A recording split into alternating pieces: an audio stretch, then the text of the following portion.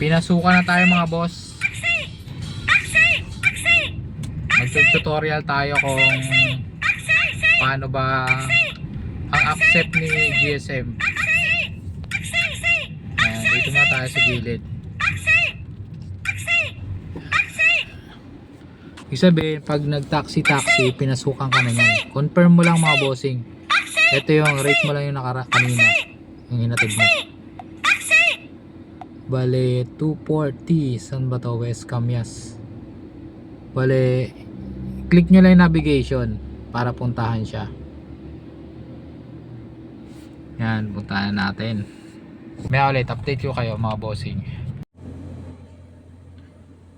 So yun, mga bossing, una yung gagawin pag alanganing parada, mag-hazard kayo.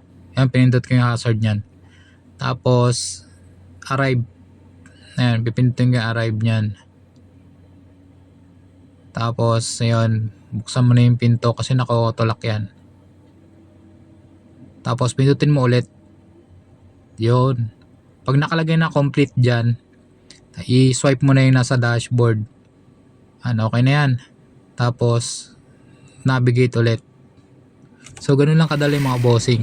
So dito nagbayad na si customer ng 300. So wala tayong panukli. Kaya binigyan tayo ng tip ni madam. Yan, swipe ko lang. Tapos yan, inano yung barcode. Tapos complete. Okay na yun. Tapos may lalabas dyan na code. May lalabas dyan na code sa cellphone nyo. Tapos i-X nyo lang yung barcode na yan. Makikita nyo yung i-type nyo yung code na lalabas sa cellphone nyo. Okay na yun mga bossing.